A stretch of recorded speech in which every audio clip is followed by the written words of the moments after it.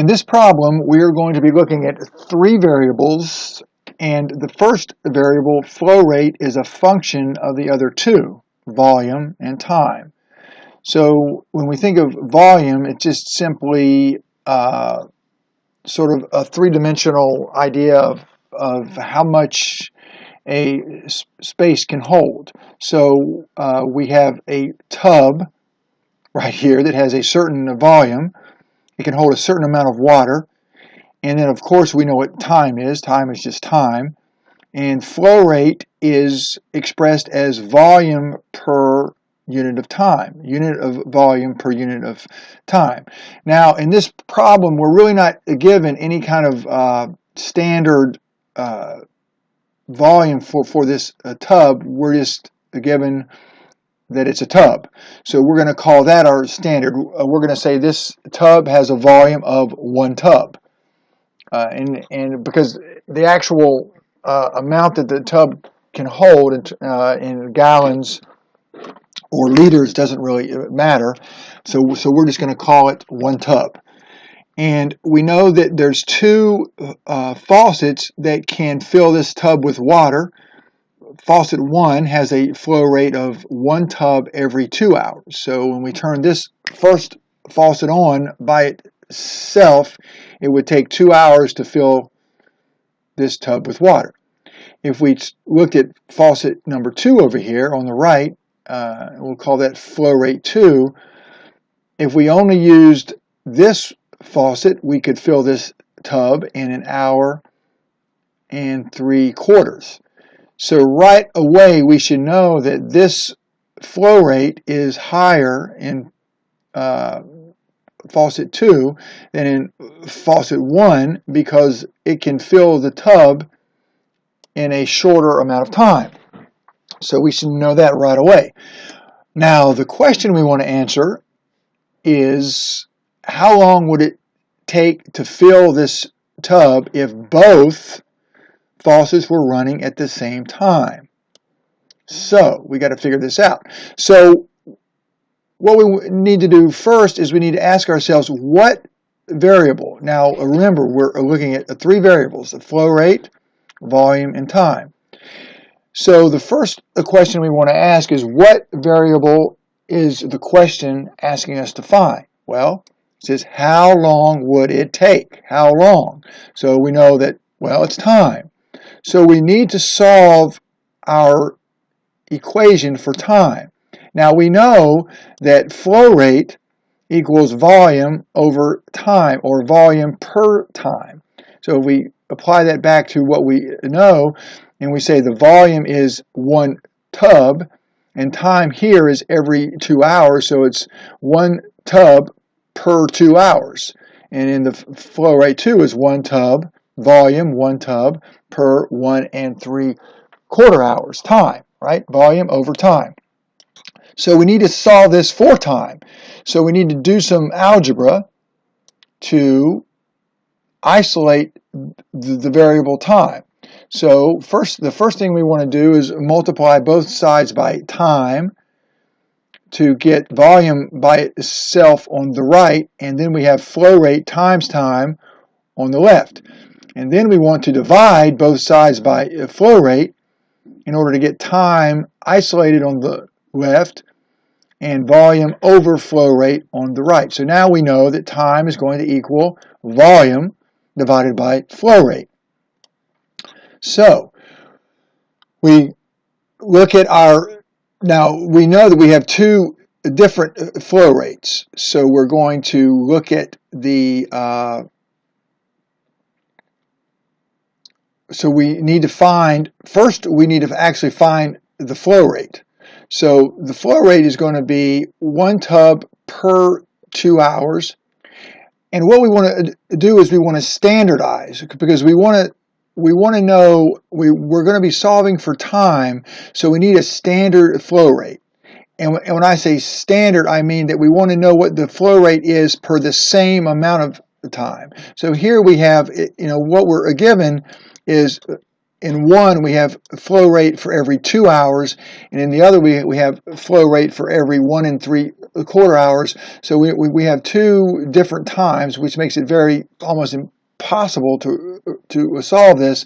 So what we need to do is we need to look at flow rate for each one per hour, so that we have what we would call a standard of flow rate.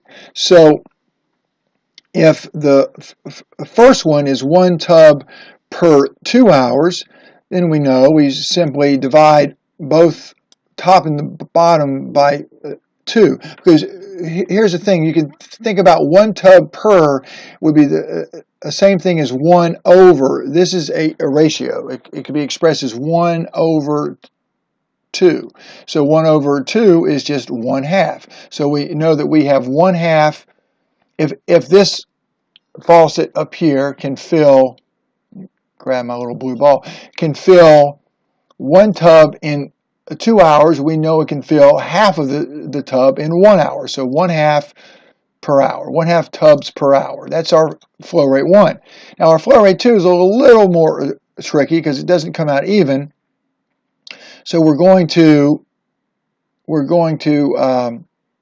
do some math here, and we're going to say, okay, 1 tub is to 1 3/4 hours, which is 7/4 hours. So we have a ratio. We say 1 tub is to 7/4 of an hour as what volume is to 1 hour. So this is how we're going to do the math to figure out what the flow rate per hour is for the second one. So we simply cross multiply 1 times 1 equals volume times 7/4. And that's going to give us, now what we do is we just simply divide both sides by 7/4. So that's going to give us volume by itself, and we're going to sort of turn this around and put volume on the right instead of on the left. But we're actually dividing both sides by 7/4. So we're going to divide volume by 7/4, which just gives us volume, and then we're going to divide 1, because 1 times 1 is 1. 1 divided by 7/4, which is the same thing as multiplying 1 times 4/7. Because when you divide, you can simply multiply by the reciprocal. So we can just say 1 times 4/7, which is going to give us 4/7. And I actually need a line right there. So let me just grab this guy right here and clone him and put him where he needs to go, right there. Okay. So now we know what the flow rate 2 is. It's 4/7 of a tub per hour, which makes sense because 4/7 is a little more than half, and we knew from the very beginning that the flow rate 2 is going to be faster or more water per unit of time than flow rate 1, so that's what it is. This flow rate 1 is 1/2 tub per hour, and flow rate 2 is 4/7 of a tub per hour, which is more than half.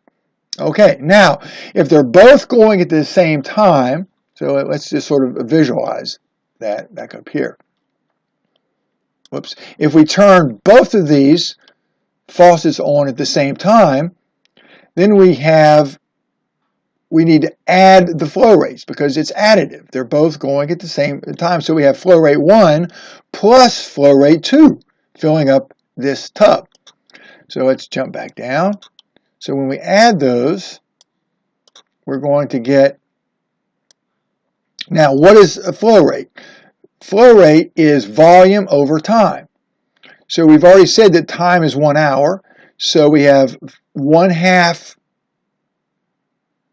of the tub per hour plus 4/7 of the tub per hour, and that's going to, and then we simply need to just add these two fractions. So we find a common denominator, and we add 7/14 because we're multiplying both top and bottom by 7. And over here, in order to get 14 in the denominator, we multiply both top and bottom by 2. So we end up with 7/14 over 1, which is actually just 7/14 14ths plus 8/14ths, and that's going to give us 15/14ths tanks per hour. So we know that if we let both faucets run for a full hour, we're going to have an overflow. We're going to get more than a tank. We're going to get 15/14ths of a tank. So 1/14th of the water of the amount of water that could fill this tank is going to be on the floor. But what did the question ask? Let's jump back up here. The question asked, how long would it take to fill the tub? Not how much water would we have if we ran the faucet for an hour. It's asking about how long. So we need to find time just to fill the tub. And we haven't got there yet. We know that if we ran both faucets for an hour, we would overfill this tub. So we simply want to say, okay, time, well, what does time equal? Well, we've already got that. I keep going back and forth here. I want to use my blue ball. You can just see right here. Time equals volume over flow rate. All right, so we come back here and we say time equals volume, which is one tub. That's what we've called our volume. Our unit of volume is just one tub over flow rate. And we've figured out our combined flow rate right here of 15/14 tanks per hour, which is tanks per hour, which is over 1. So we just say 15/14. It's the same thing, since we're just using 1 here. And we're using 1 tank, so that makes this a little bit easier. So anyway, 1/15/14 is 1 divided by 15/14, which is the same thing as saying 1 times the reciprocal 15/14. Or, I'm sorry, 14 over the reciprocal of 15/14, which is 14/15 hours. Which makes perfect sense, because if we're going to overflow the tank in a little over an hour, then we know the tank is going to be filled up in a little under an hour. So the only other thing we probably should do here, since our watches don't really give us hours and 15ths, so we want to, so it's kind of hard to know what this actually is if we're timing it. We need to convert this to minutes. So how do we do that? Well, we simply say, well, we want a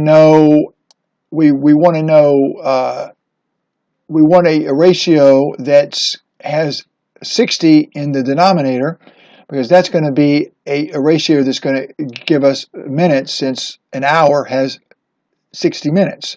So this bottom represents the total hour, and the top, the enumerator, represents the fraction of that hour. So we simply convert the bottom to 60, and we have to, in order to do that, we need to multiply by 4. So we simply multiply both top and bottom by 4, and we get a ratio of 56/60, which tells us that 14/15 of an hour is actually 56 minutes. Voila. So that is our answer.